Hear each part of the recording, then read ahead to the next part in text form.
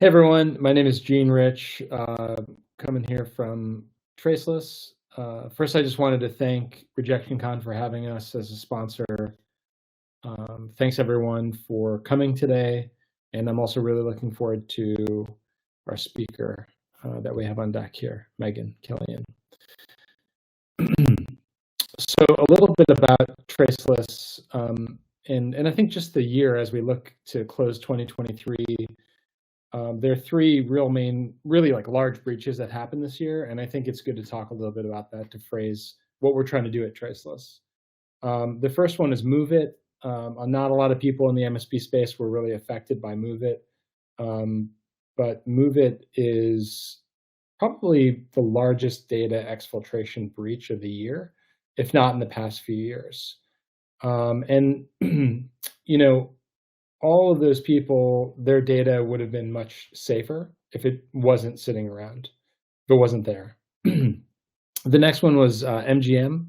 MGM is one that everyone is aware of. My mom is aware of it. And that one started with a help desk phishing call. And that's what ended up creating about $100 million worth of damage for MGM, that one call. So from that, we know that attackers are really starting to think about critically and exploit help desk phishing calls. This is going to increase with voice AI as it starts moving down market. And then the last one is Okta.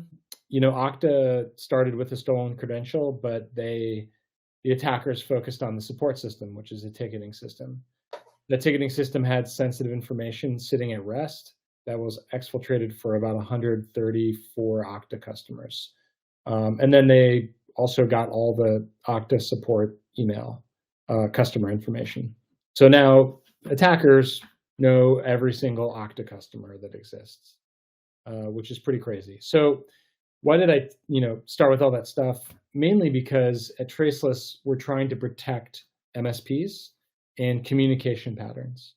So currently, we're helping MSPs with help desk phishing prevention by providing identity verification with help desk calling.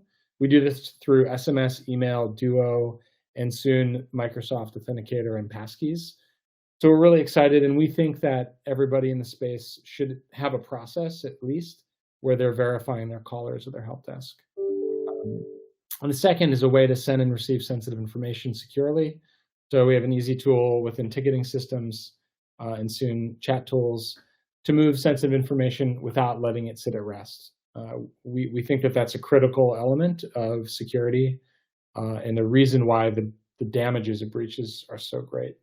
So if you want to check us out, it's traceless.com, and you can always get a hold of me through anyone in this group or the website or my LinkedIn. Happy to chat, and appreciate you guys giving me a few minutes to talk about my passion here at Traceless. That being said, I wanted to bring Megan Killion back to the stage here to present ethical marketing for Next-Gen MSPs. I'll let you take it, Megan. Hey guys, it's good to see everybody in the chat going strong already. Please feel free to drop your questions as we go. I do way better in Q&A sessions than actually presenting.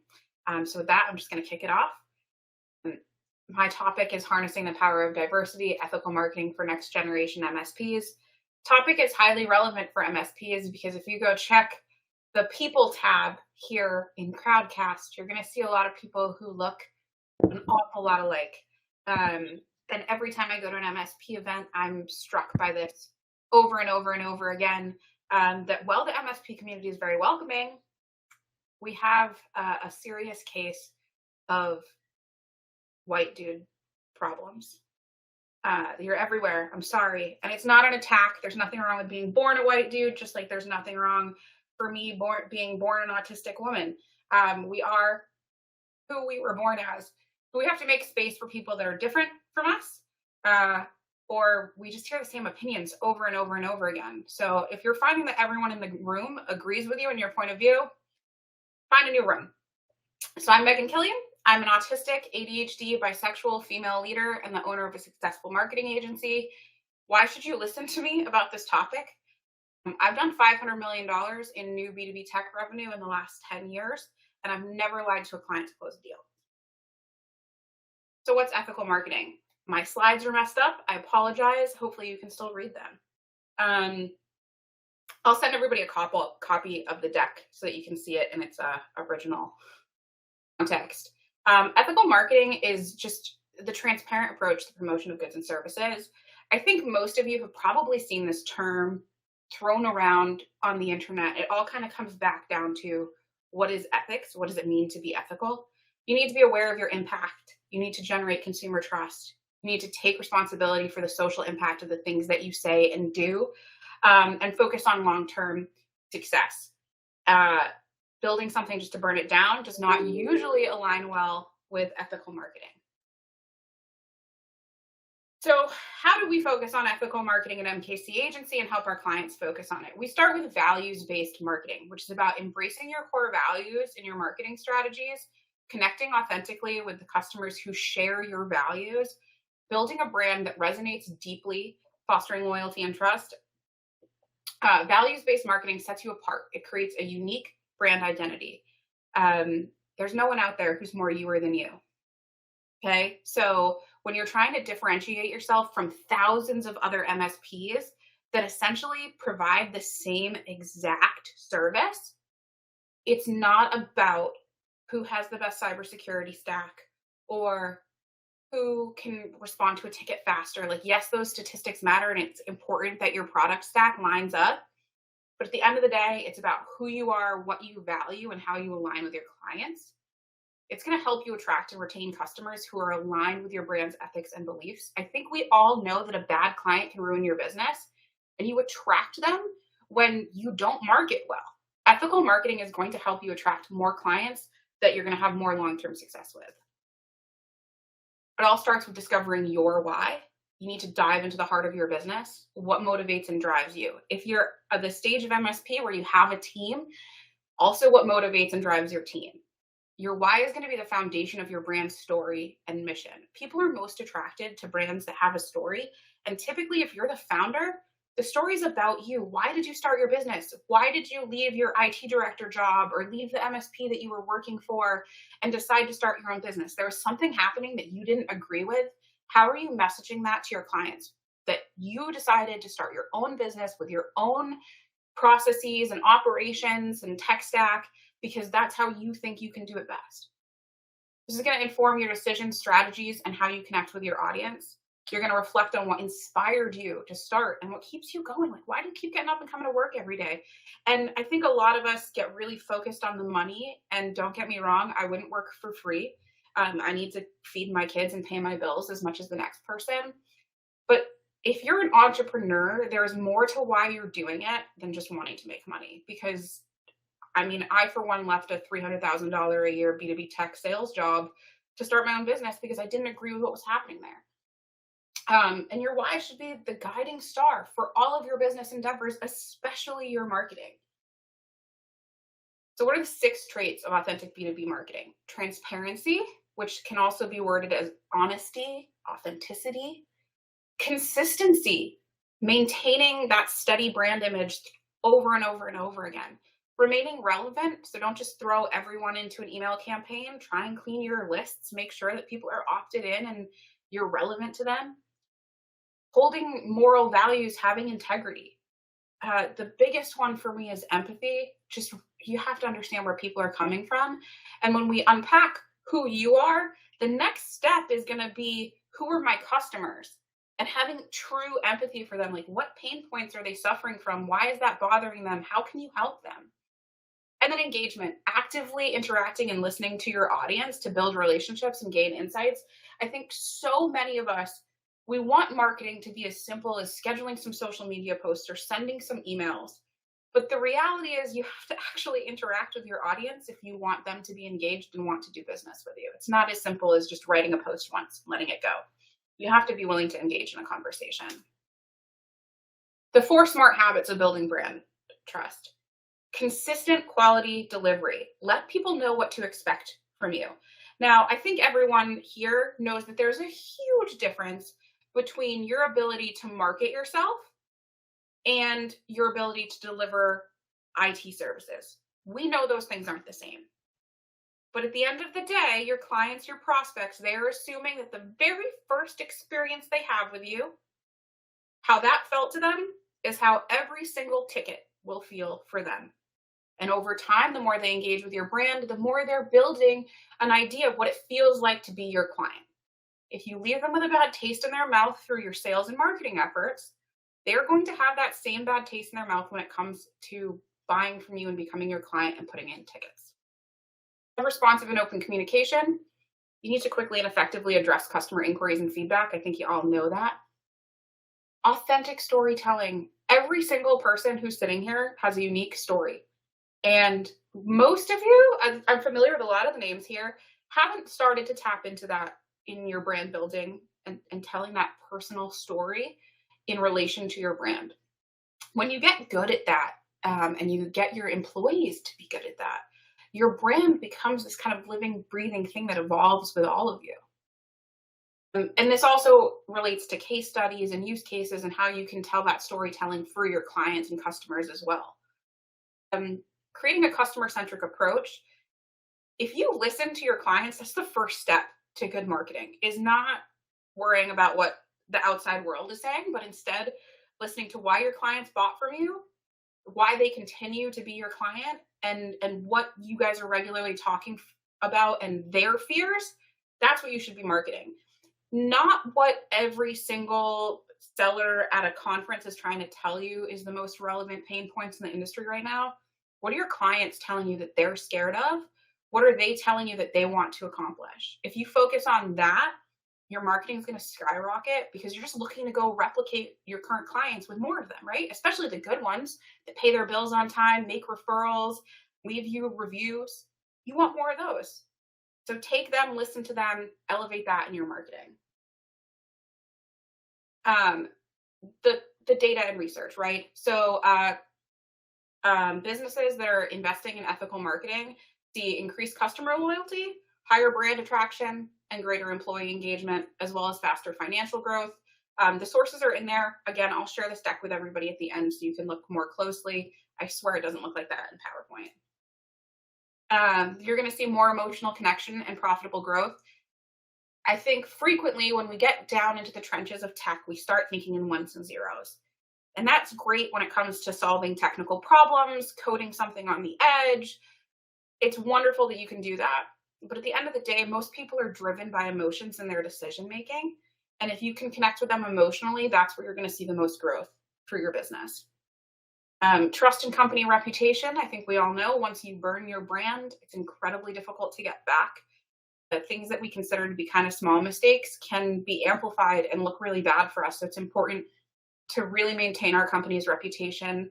I think it is 1,000 times better to let go of an unhappy client than it is to try to hold them and have them leave you a bad review. The impact on consumer purchasing decisions, specifically as more and more millennials are becoming decision makers in the business industry. You're seeing about 63% of B2B decision makers becoming millennials. They make their decisions based on who they think aligns with their values and their ethics, not necessarily the hottest tech trend or the best price. Transparency and consumer loyalty. At the end of the day, people are most loyal to those they feel are being honest with them. So if you're authentic, if you're transparent, if you're honest, your clients are way more likely to remain your clients and refer more clients to you. So what happens when you tell the truth, right? I think we all become kind of afraid that when we tell the truth, something bad is going to happen, right?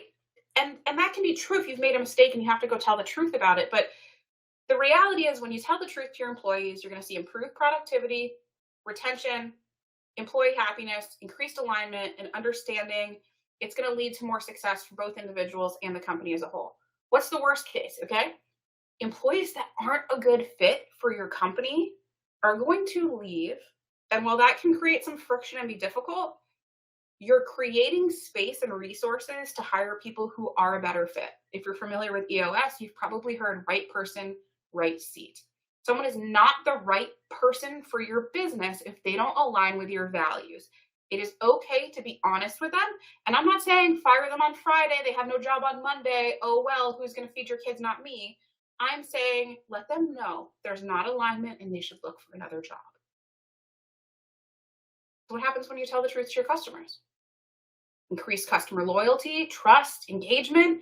When they feel that you're being honest and transparent with them, they're more likely to remain loyal and become advocates for the brand. Worst case, okay, some customers might not agree with every aspect of your operations or principles. You might lose them. But those that are going to remain with you are going to be more aligned with your company's values, and those relationships are going to be more sustainable. And again, you are freeing up resources for more good customers and client acquisition.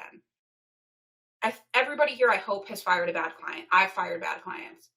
I also had to very early on, when developing my agency, decide if I was going to be myself and show up authentically as me every day, or if I was going to try to show up as who other people wanted me to be.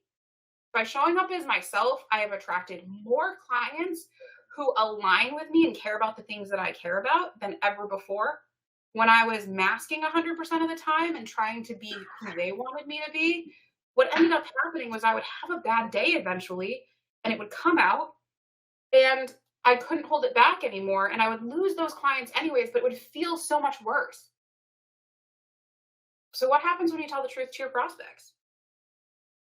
I will say that honesty, in my experience, has given a way better pull-through rate. We have like a 67% close rate from our very first meeting to the end, which is pretty good in this industry.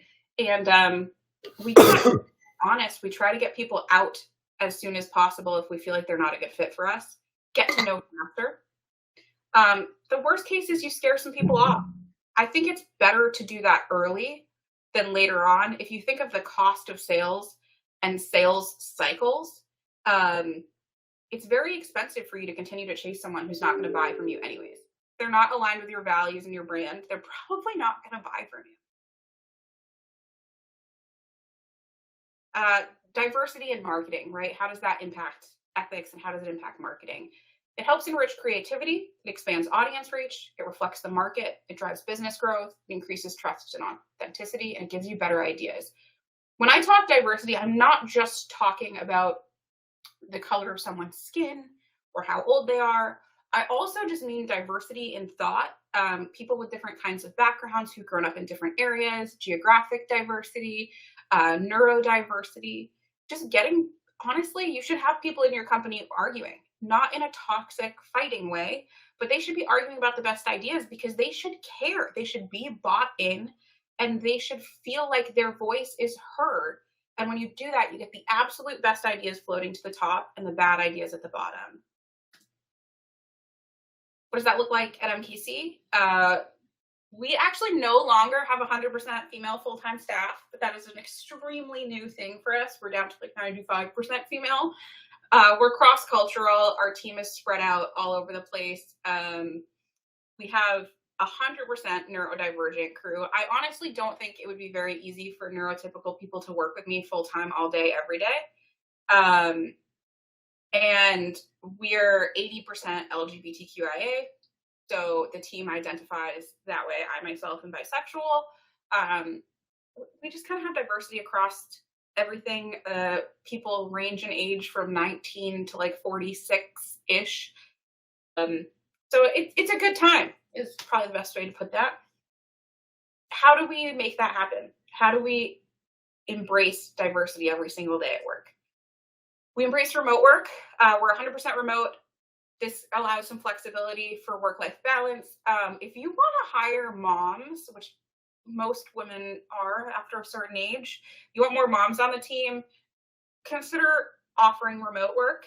It's really, really hard for those of us with kids, especially multiple kids, to be button seat 40 hours a week. Encourage time off. We have unlimited PTO. We actually have a bare minimum of 2 weeks a year that I expect everybody to take.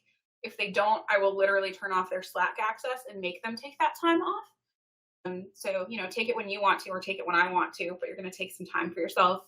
We prioritize autonomy, work where and how you want. It varies from company to company, like if you have someone that's a tech and they're manning the help desk, they probably need to be somewhere quiet. And like when my salespeople are calling, they need to be somewhere quiet. But when the role allows for it, let people work where they want. We offer flexible office spending. That just means that we're investing in our team's success with funds for tools and stuff, and they get to decide how they want to spend it. And we respect boundaries.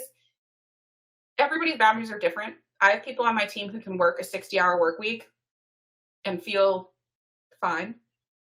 I also have people on my team who after about 20 hours, they need a break, like a whole day, or they can't keep working. So it's really important to support that burnout prevention and understand what it looks like for different people on your team. No one is the same. So what does diversity do for your cash flow, right? 2.3x higher cash flow on my more diverse teams, 35% better performance, 87% better decisions, and 19% higher revenue. Everybody on this call want more revenue? Yeah, I hope so. You can get that by encouraging more diversity on your team in pretty much every avenue. This is just real life impact on my team internally, right? We have better problem solving. We have more cultural sensitivity. We have increased creativity. This manifests in a variety of ways, but what I find is that the most valuable people on my team are the ones that call me out the most. So not the yes men or women, but the people who are like, Megan, that's a terrible idea. Why would we spend time and money pursuing that right now? They're invaluable. And most frequently, they're the people who are most different from myself, right? So we have this guy, Max, on our team who's highly technical. He focuses on SEO, back-end, high tech, and he does a lot of development for us. He is the one most frequently to call me out on the practicality of any project that I put on the table. And he's older than me and white and male. So when I say that there's nothing wrong with that, I really mean there's nothing wrong with that. He helps balance me out because we are so different. We also see better employee engagement. Realistically, most MSPs are pretty small, but as you scale up and you have a larger organization and you have to sit somebody into like an HR role or a team lead or management, people are a lot more comfortable coming to somebody and sharing something that's vulnerable about them if that person is at least a little bit similar to them. It would be very hard for me, particularly when I was a younger woman, to walk into a man's office and say something like, I feel like I'm being sexually harassed at work. I couldn't do it. It would feel uncomfortable. And so it's really important that you have representation in the upper levels of your org too, because that's going to encourage employees to just be more honest, bring things to you, engage authentically. Ethical leadership, it seems like a no-brainer, but like if you empower people to abuse other people at your organization, the problems are going to be far-reaching and very difficult to solve. So you need to make sure that you're elevating people who have ethical alignment with the business and yourself. And lastly, just community impact. I love the fact that we are empowered to go out and hire people who are less privileged and elevate them, and in that way give back to our local community and also involve ourselves in charities and philanthropy. It's a real life thing to watch people who couldn't afford to put groceries in the fridge for their kids able to buy their first brand new car. And that means more to me than the numbers in the profit column every month matter to me, because it's hugely impactful to be able to change somebody's life in this way. And I think MSPs have equal opportunity to do that, to hire people from diverse backgrounds and take a chance on somebody, put them in a T1 role, or just have them help desk answering phones. You could hire people from lower levels and give them opportunities they wouldn't get elsewhere. And the long-reaching effects of that are extremely powerful. And that's what Rural Technology Group is all about as well. So another shout out to them, the Rural Technology Fund. What are the common MSP challenges in relation to this, right? Talent acquisition and retention. MSPs come to me especially to hire sales and marketing people. And sometimes I see the same MSP 3, 4 times in a year, where they couldn't retain talent, whether it was because of performance or just a disalignment on values and goals. You see technological advances in competition, marketing and client acquisition. Not every MSP is great at acquiring new clients. Scalability and growth management. How does ethics and diversity help solve for these? When you're navigating talent acquisition and retention, you want to emphasize diversity in your job description. You want to leverage diverse recruitment channels. Telling your buddies you're hiring is not a diverse recruitment channel. I'm sorry. Just telling the community that you're already in that you're hiring isn't enough. Post at your local colleges, post at the local job boards, as well as putting it online, whether it's on LinkedIn or any of the online job boards. Try to implement a fair selection process. This is one of the ones that's been the most hard for me. In case you couldn't guess, I'm not the most process-oriented person. I'm a big picture thinker. And so for me, I always used to hire on like gut instinct. Am I going to like this person? Do I feel like they're aligned? And I realized I needed to be asking people all the same questions and recording my interviews so that my personal bias wasn't getting in the way. And we all have biases, whether they're like super harmful or not. We all just have things that we like and don't like about people, their mannerisms. We don't always think about where those things come from. Offering competitive benefits, especially tailoring your benefits package to diverse needs of your employees. We do a poll every year and ask people to prioritize what they want to see added as benefits. And then we make goals around those things because everybody's different. Not everyone actually cares if there's pizza in the break room. Maybe they just rather have more money in their paycheck, or maybe they need better health insurance. Your options just aren't cutting it. Maybe they need a flexible spending account or an IRA. You don't know unless you ask, especially as your company grows and you're bringing on more and more people that you aren't interacting with day to day. It's best to just ask them what they'd like to see. Promoting positive, inclusive, and diverse company culture. Regularly reiterate your company values. Put them everywhere. Everyone at your company should just be able to say them off the top of their head. In your Notion, in your Slack, in your Basecamp, in your Teams, pin them everywhere. Then encourage open dialogue. Foster an environment where your employees are comfortable sharing their thoughts. You have to make space for people to be wrong a little bit of the time, especially if you want to elevate talent. Recognize and celebrate diversity. I'm big on sitting back and shutting up when I'm not relevant. So like for the entire month of Black History Month, Kai and Diamond write all of our content. They are both women of color. I cannot speak to the challenges of being a woman of color because I'm not one, which means the best thing I can do is just give them space to talk. And then addressing microaggressions. It can create a really hostile work environment. These small things that they might feel like a drop in the ocean to you. For someone who is struggling to feel welcome at work, it can be the deal breaker that makes them quit. Flexible working arrangements. I touched on this, but embrace remote work, implement flexible hours, offer personalized work arrangements. I don't think anybody here is part of some huge thousand person corporate work environment. So maybe your process, your policy doesn't have to be so stringent that you have to let people go just because maybe they need to let the plumber in once every couple of months. And being as flexible as you can with work arrangements goes a long way in making people feel like you care.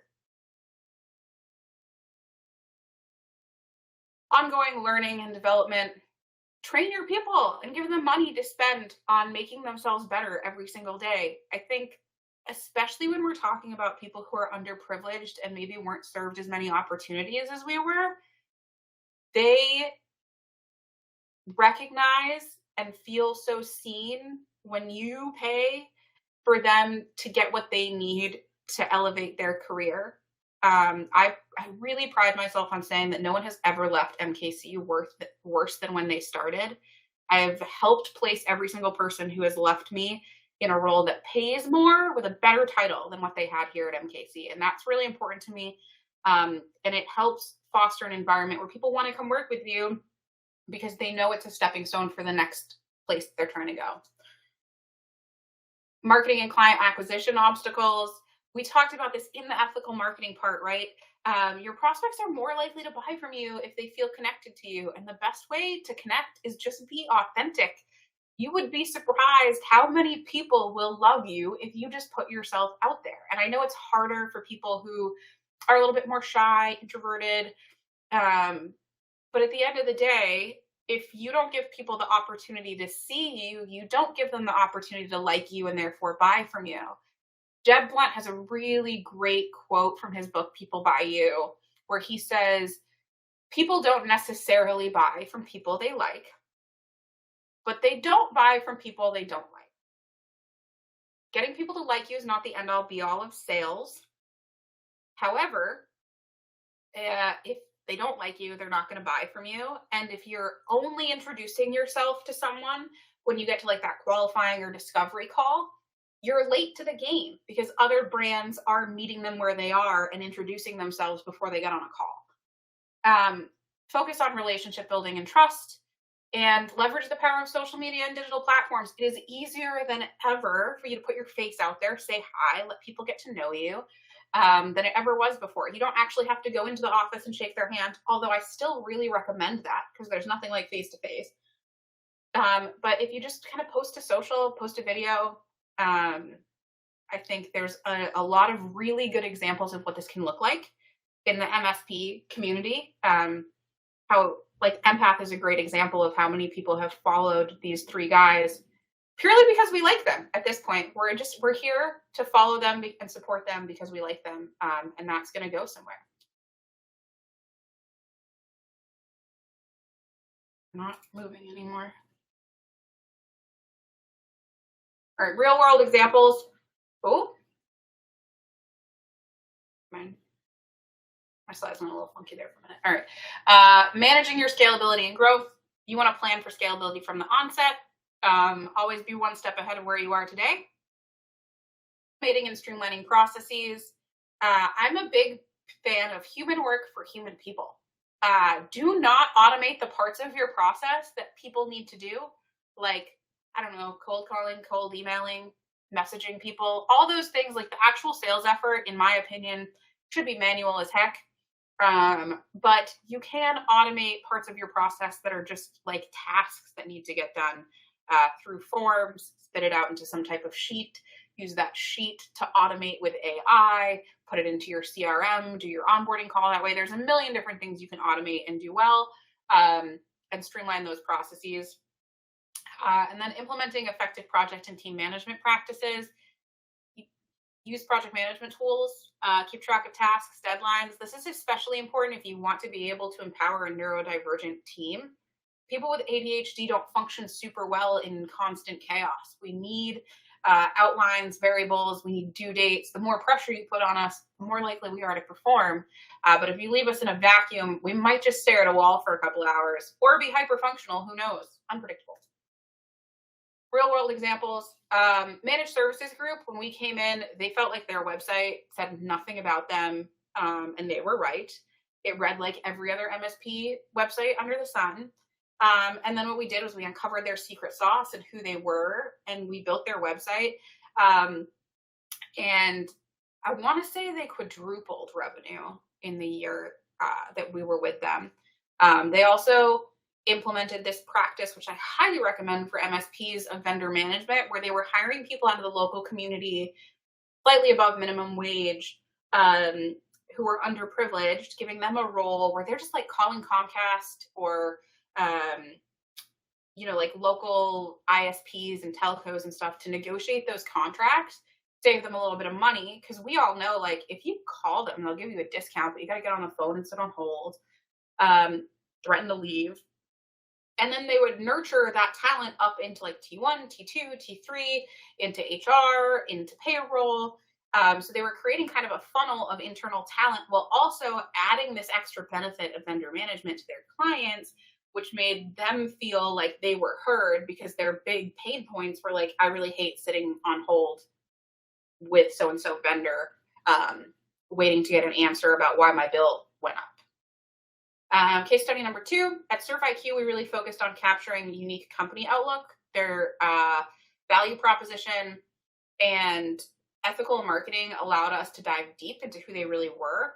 And that actually resulted in them having a pretty great acquisition from Service Express. And then last but not least, TaylorWorks. When I came in with them, they were just like really disorganized and weren't sure who they were or who they wanted to be. Lucky for me, I had worked for them directly like 6 or 7 years ago.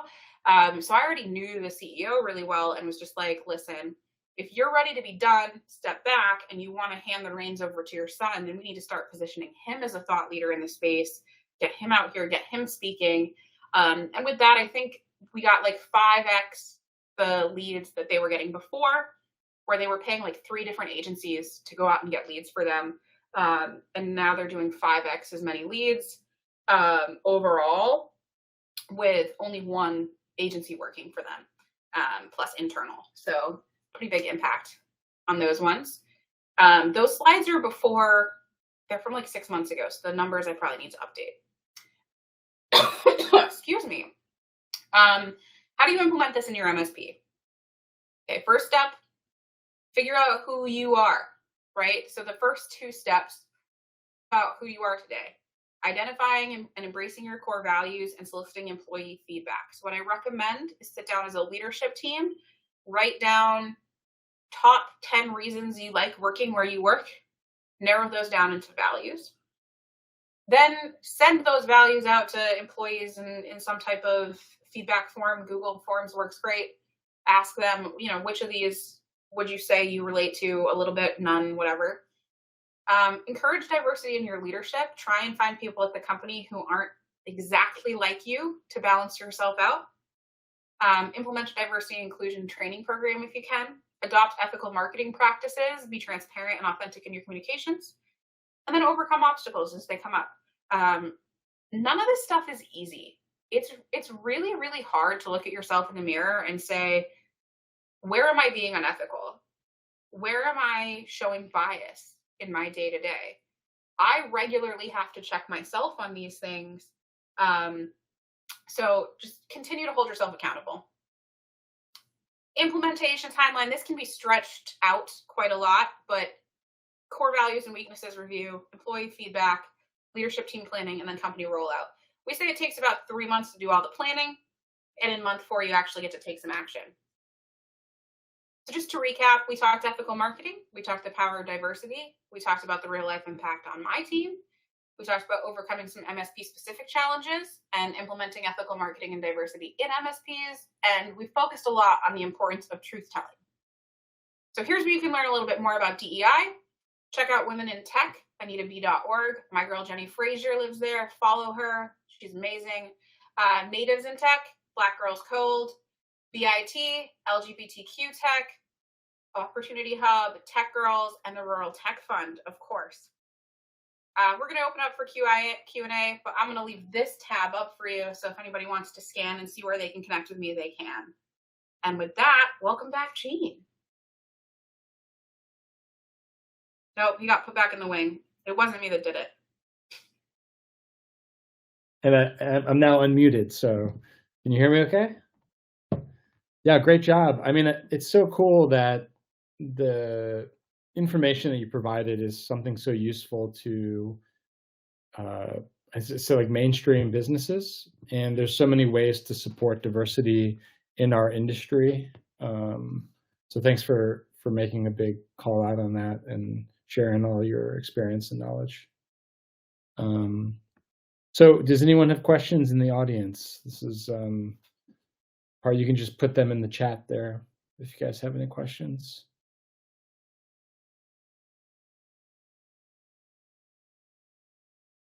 I don't have the Jeopardy music handy here.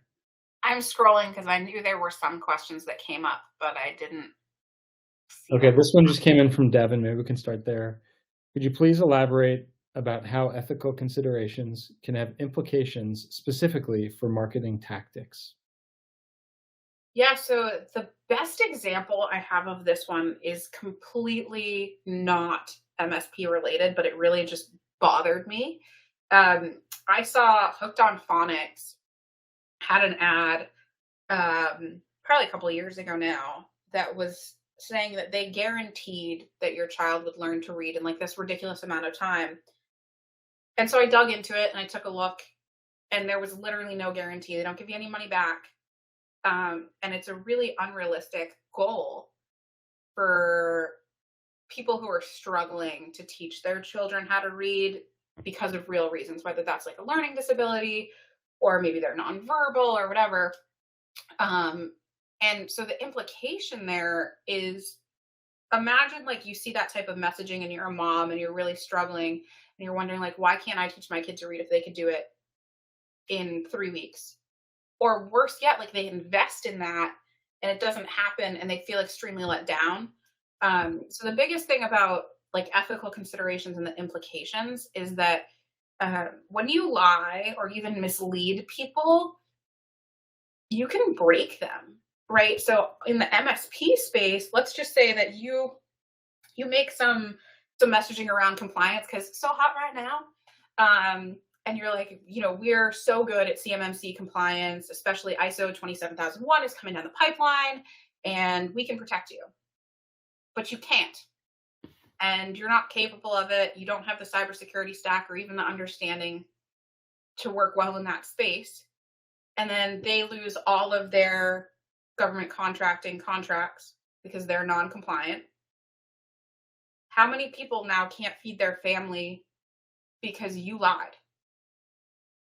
The implications can be so much bigger than like what we're like, when you're in it, sometimes you're like, I just need to close this client this month, or I'm going to lose my job, or I'm not going to be able to keep the business afloat. But I think you're much better off going out and taking a small business loan or finding a new job than you are potentially causing other people to lose their jobs through no fault of their own. Because they're trusting you. Great. We got a few more questions within the last few minutes here. So I think this one speaks to me, so I'm going to read it out. What would you tell an MSP who's begging for more leads but has no marketing fundamentals in place? So I have a lot of thoughts on this topic, but you're here, so I'll let you take it. Yeah, so step one for me is always ask for referrals from your current clients. So if you're doing a good job, you should be able to ask them to make some introductions. If you have a CRM, go out and look at your old pipeline, your deals lost report, see why you lost those deals, reach back out. Maybe something that was out of place before can be fixed now.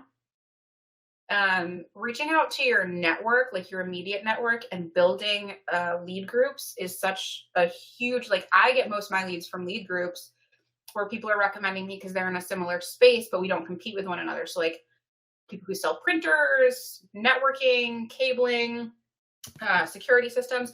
Listen, if you can find your local ADT rep, they're on the ground putting a business card in the door before they even like break ground on a new business. So they're great. They always know what's happening. Connect with those people in your industry. I would say, honestly, focus on sales first, get the revenue where it needs to be to invest in marketing. Because while there are some tried and true best practices for marketing that I can recommend that work for everybody, the reality is what's going to work for you is what no one else is doing. And that requires a strategic mind to really sit down, look at your local geography and say, like, what are the other MSPs doing? Where can I fit that they aren't? Can I specialize? Good marketing takes a lot of work and is not as immediate in its results. So ultimately, my recommendation on leads is get your salespeople or yourself working harder on lead gen, and then spend the money you get from that revenue on marketing later. Because you'll also have better feedback about what's good about you if you have a wider swath to pull from than just like maybe the 3 or 4 clients you started off with. Great. And Megan, we're out of time, but I think there's still some other questions here. So if you look in the Q&A, maybe you can reach out to those people in the app and just set up some conversations, because I think they're very valid questions. Before we end here, I just want to make sure that everyone is aware to go up to the schedule in the upper left-hand corner of the window and just find your next session that you're going to be a part of. Any closing comments, Megan? Yeah, I mean, if you have questions, comments that didn't get answered here, feel free to connect with me. I'm insanely active on LinkedIn. If you shoot me a message, I'll reply to you.